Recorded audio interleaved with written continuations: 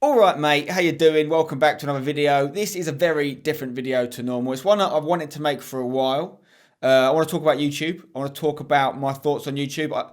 This isn't a reaction to the Logan Paul situation. I wanted to make this video anyway, but I'll admit what's happened with Logan Paul this week has given me the motivation to make this video now. Or it's been a catalyst for me finally making the video. But I'm only sharing some thoughts I've had for a long time, to be honest.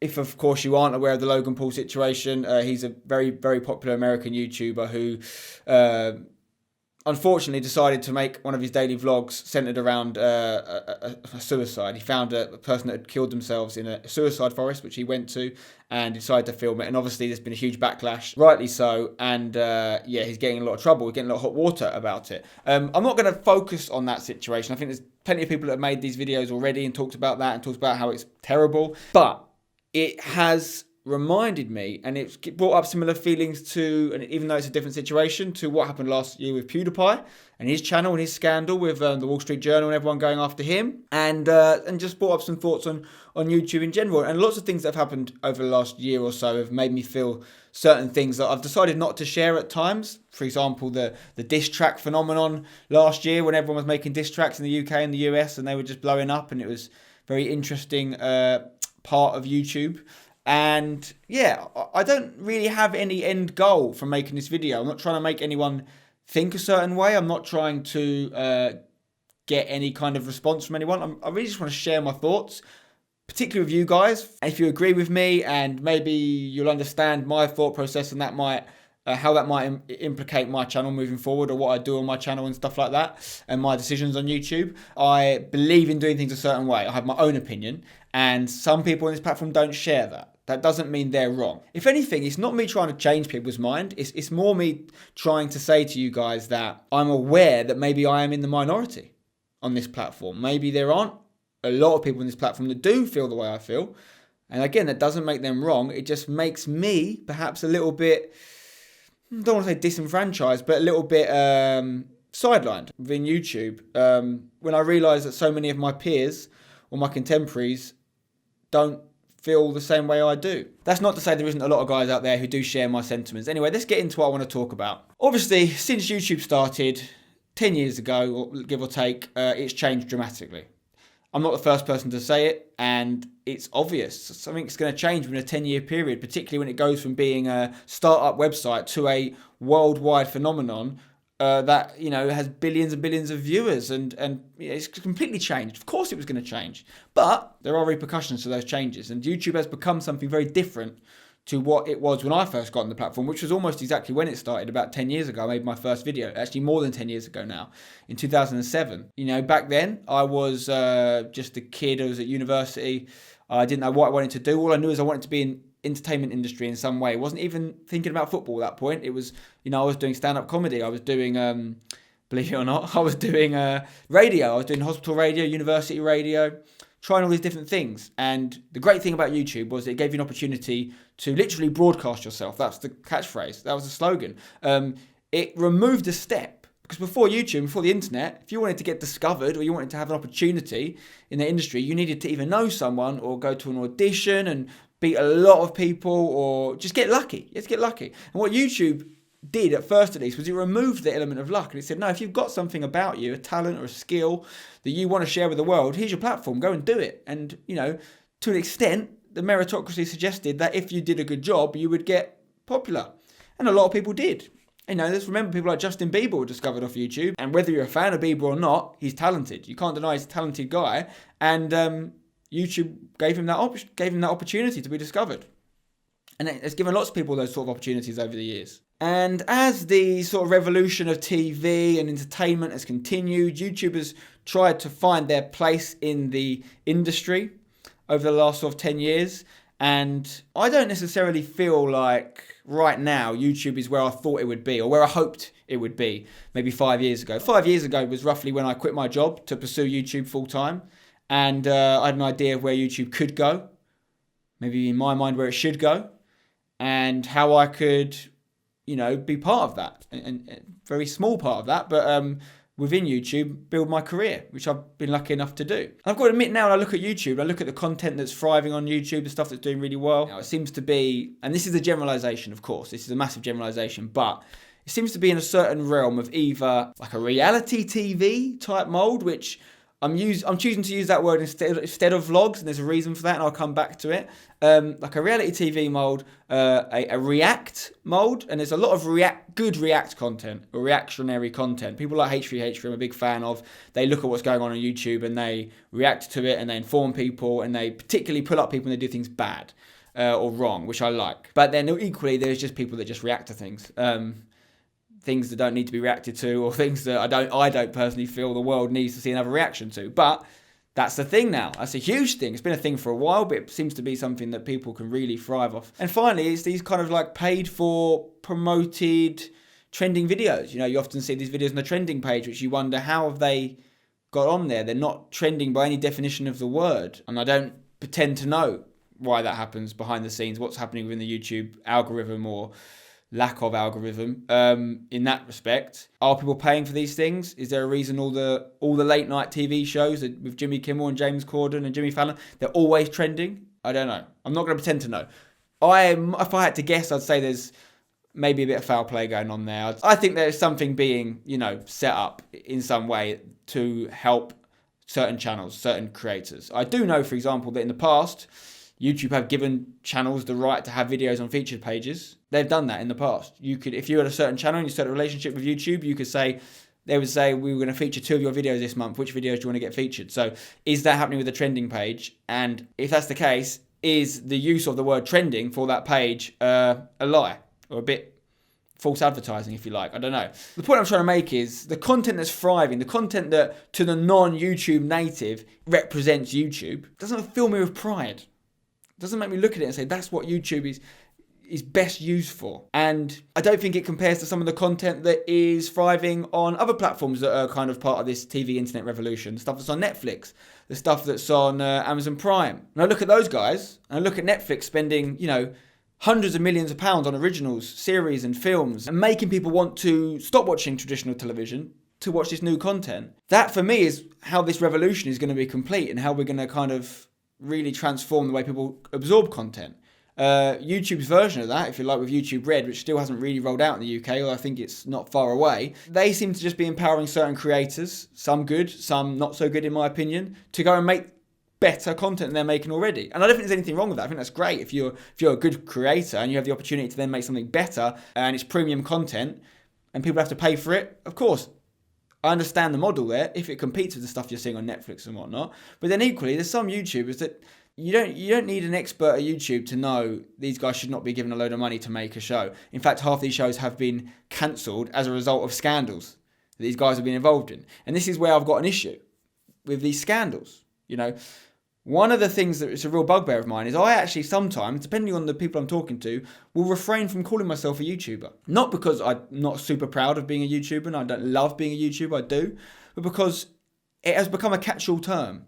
And for people that aren't regular YouTube viewers that care and understand YouTube, it has become almost a derogatory term in some ways, because when certain people, particularly the older people of the different generation, hear the word YouTuber, they think the PewDiePie scandal. They think now they're going to think Logan Paul. And ultimately, these scandals, they tar all YouTubers with the same brush. For me, you see a certain actor or a producer get involved in some scandal, like Harvey Weinstein at the moment with his sexual abuse accusations.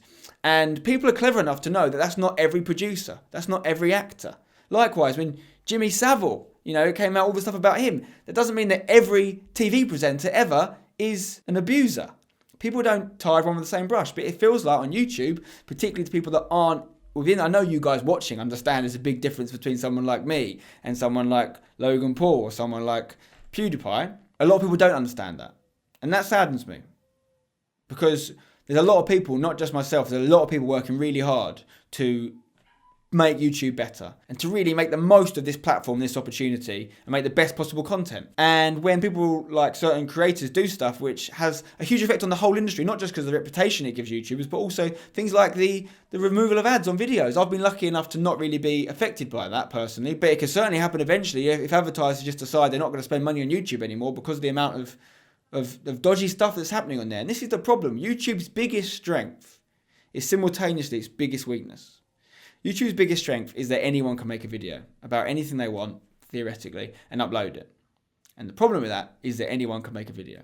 When it works brilliantly. Some undiscovered talent. I remember Bo Burnham. I'm a big fan of Bo Burnham, the musical comedian who came to the fore on YouTube and has since become an amazing comedian. He's been in movies, done loads of great things.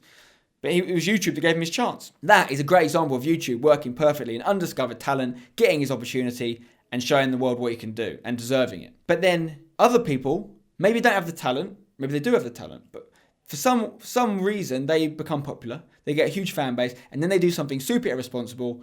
And it turns out these guys are pretty unsavory characters. And some of these people in another world or another industry would never have got the opportunity to talk to that many people. They would not have been given the trust because they never would have got through the process because they clearly were bad people. But YouTube doesn't vet people like that. That's the problem. Sam Pepper, for example, is another one, This guy was a huge YouTuber, with a huge fan base, and it came out that he did some pretty dodgy stuff. Now, what the YouTube community is quite good at is when it does figure out someone's a bad egg, it's pretty good at shutting them out.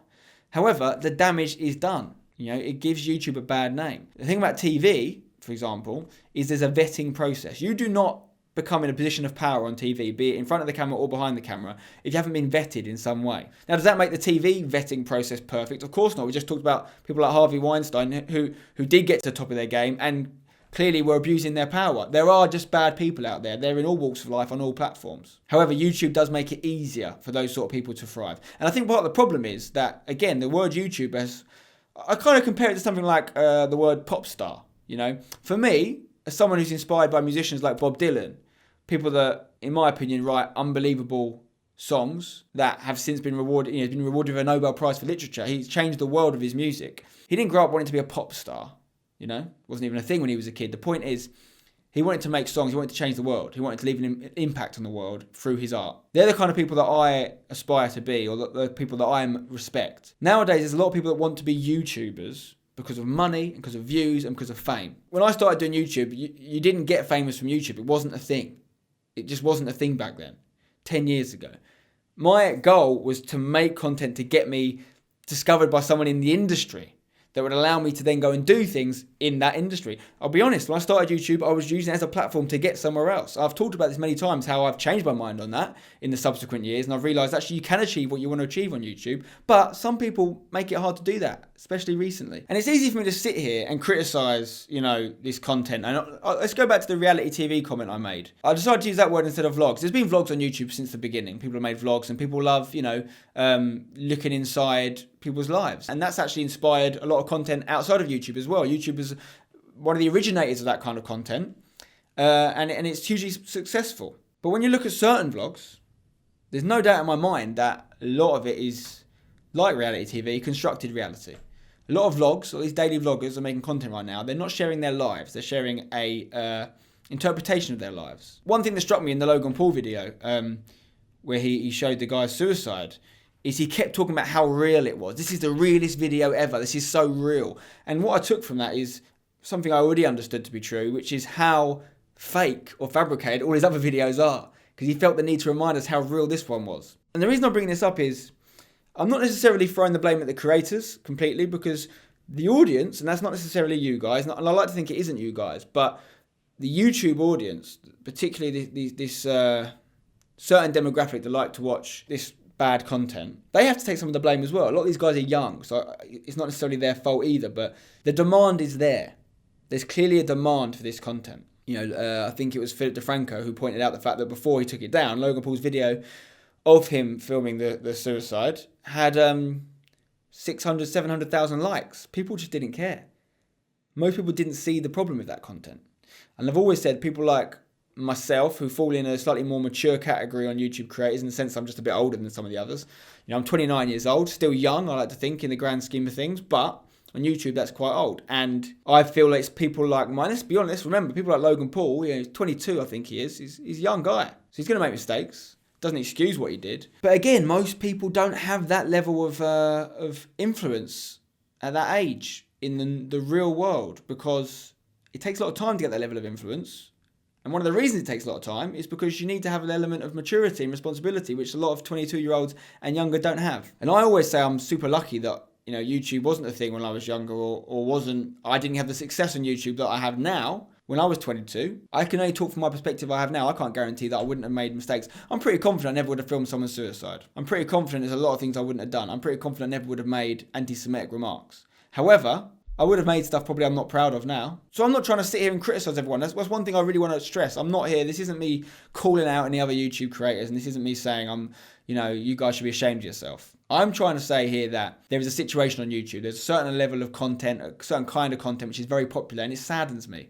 And I still feel very motivated to make the content I want to make. I still feel a sense of responsibility, if you like, to make certain content, to not just, help my own career, but also to help the platform that's given me the opportunity. Because I feel it's getting led astray a little bit by certain creators. You probably noticed, for many years I was making videos every day. That's wound down a little bit in recent months. There's a load of reasons for that, of stuff that's going on behind the scenes I've talked about in recent videos that I want to share with you guys. And obviously we've got the hashtag channel. We've got other channels we work on as well. And we're making lots of content still, even if you don't always see videos on Spencer FC. But equally, I'm in a place right now where I want to make videos I'm really proud of. And there's a lot of videos I'm proud of. And I do want to stress as well that I've never really made any videos that I didn't want to make. I've never really made any videos that I thought were bad. In fact, all the videos I always made, I was excited to make them and create them and share them. And that will remain the case. But I can't make stuff that I don't want to do anymore. When I look back on my content I've made over the last sort of 4 years and look at the stuff that really stands out and what am I really proud of, I'm super proud of the Wembley Cups. I think they've been fantastic. I've loved them. I'm really proud of everything we've done with hashtag United. I wanted to make something bigger than myself, something that had potential to grow bigger and be a football brand and allow not only me and my friends to live some football dreams, but actually go on to be much bigger than that group of people as well, and be something that the viewers can support for a long time. We've done that and we continue to do that. I'm really proud of what we've done with esports. I'm really proud of series like the Academy and the Game Academy. I'm really proud of little experiments we tried, like the live show, like bench warmers. And of course, there's been a load of FIFA content over the years, which I've loved. And I've loved every Wheel of Fortune. I've loved every Once a Lion, Forever Blowing, whatever series they are. And one of the reasons I've loved them is I've been so excited to make them. I've sat down and I couldn't wait to play another Wheel of Fortune, not just for you guys, but for myself, because I loved it. And I still love it. Right now, honestly, the thing I'm loving most playing FIFA is FUT Champions. I'm actually playing FIFA for fun for the first time in years. Like, for years and years, I've only played FIFA for videos. And that's not to say it wasn't fun, but what I'm trying to say is I wouldn't play outside of the video time. I wouldn't play on my own. I wouldn't play with my friends. I would just play to make the videos. But now, I'm actually, through maybe my involvement with esports and the hashtag boys, playing FUT Champions for fun. Really enjoy it. Whether I can make some content around that, I'm exploring those opportunities. I'm looking at it, and it may well happen on the channel soon. But equally, I've got to do what fulfills me. And, when YouTube works to its best potential, it's fantastic. It's a fantastic example of what the internet can do, example of what people given a chance, people that maybe haven't been given a chance elsewhere, can achieve, and it can be shared with the world. And it's unbelievable, and I love it. And there's so much great stuff on YouTube still. But when YouTube doesn't work, and when someone makes something bad and wrong and immoral, it's a disaster. And a lot of eyes are on YouTube, more eyes than never before. There's a lot of enemies of YouTube. There's a lot of people out there that want YouTubers to make mistakes because they're worried and they're threatened by what we could do if we did things properly. The problem is, if every YouTuber truly understood that, the things that we could achieve with this platform are ridiculous. But, and this again is where I'm saying, I'm not right, they're not wrong, but it's my belief there's a lot of people on this platform who aren't here for the long term. There's a lot of people on this platform who don't want to, or haven't dreamt of being in production or making content on one side of the camera or the other side all their life. There's a lot of people on this platform who are believing in much more short-termism. They want to come in, they want to make their money, they want to get out. And that is something that YouTube does allow people to do. And because of that, they don't think about long-term repercussions for their own personalities or their own lives, but equally for the platform they're on and the audience that they're making content for. They're not respecting that. And it is having repercussions. There's always been that side of YouTube. That's always been there. People making rubbish content and people making stuff which I just don't agree with. However, it's doing so well now. And it just makes me sad, to be honest. Not from a jealousy perspective. There's always been people that get more views than me. There's always been people that do things that will kick off more than me. There's a load of different reasons for that. It's more just a concern for the platform that I love and I've built my career around. Concern for the people watching, particularly the younger crowd. I know how impressionable some of those people are. And I think there's a lot of creators leading them astray. But I don't know what's going to happen with it. I really don't. I'd love to see YouTube make some big plays that really realise what YouTube can be. You know, from my perspective, or from a football perspective, from a sport perspective, that could be them bidding for TV rights. You know, getting some of the major football competitions on YouTube, whether it's a World Cup, whether it's some Champions League football, some Premier League football, whatever. But outside of the football world, whether it's commissioning their own films, I'm not saying that this is what I want to do. I'm saying that this is the sort of thing that would make me look at the platform I'm on and go, yeah, this is going places. This is the right way that YouTube should be led. I don't really, right now at least, see YouTube doing that. I think the content they're going as their premium content, in some cases at least, isn't premium content. It's not something that I'd pay for, and it's not something that I think they should be heroing on the platform. I think there's much better stuff than what they're choosing to hero, and I think there's a world where YouTube could be the platform I want it to be if they start doing things differently. But they've got their own MO, they've got their own motivations, but it does have repercussions. It's going to have repercussions in the future on people like me and what we do on this platform. But for now, I feel very motivated to make great content on here still. But I have to be honest, and I have to make content that I want to make. And I'm fortunate enough now to be in a position where, you know, there's a reason people make daily videos on YouTube when they do it. One of the reasons is it's a great way to grow. It's a great way to grow your channel, great way to gain subscribers, you get in the algorithm, all that stuff, it's all working for you. But equally, when you start off, you need to make the money, guys, to pay the rent, you need to. I'm not in a position now where I can make the content I want to make on a daily basis, you know. We've got people working for us here, but they're really working on hashtag. And that's why you see so much great stuff come out of hashtag. We've got a great team, and hashtag's going to continue to grow. And that's almost separate to this whole conversation. Hashtag is, in my opinion, one of the things that YouTube is great at. It's a whole new movement that was born on YouTube, and is going to continue to thrive on there.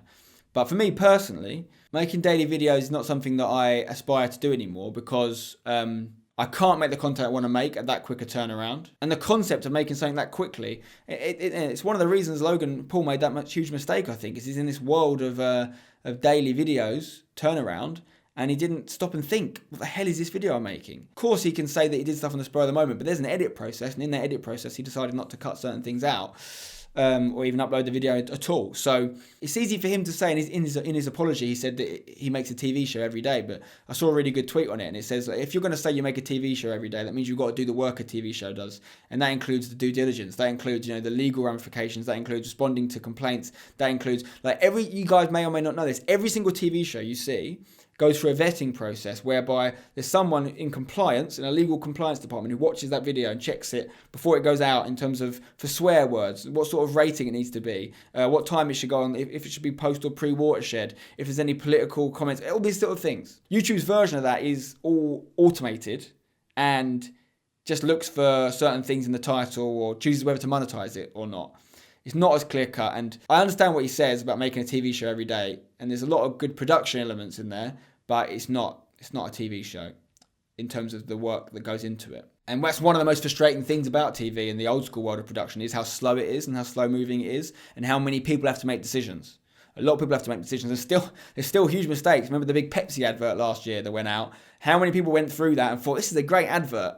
And then it came out, it was absolutely blasted, and they had to take it down, they had to apologise. So still, even with massive vetting processes of people and people and people in layers and layers and layers of departments who have to approve something, still huge mistakes can get made. When you're just one guy or a couple of guys approving stuff and you're turning stuff around every day and that stuff is going out to a lot of people, to not have that process is going to lead to problems. Particularly when the creators making that content, their heart's not in the right place. Anyway, I've said more than enough.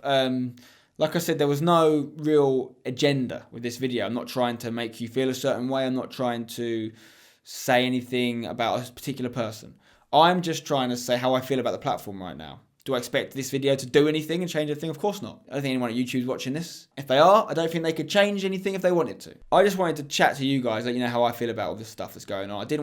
I just felt obliged to talk about it. I didn't want to keep quiet. Yeah, I really hope that YouTube can end up being the platform that I believe it can be, that I've always dreamt it will become. And we'll see. More importantly, I hope the viewers respect themselves a little bit more and respect that they deserve better content and content creators than what they're getting in a lot of cases. And, you know, it's like the age-old thing of people complaining about football tickets being too expensive. Well, don't go.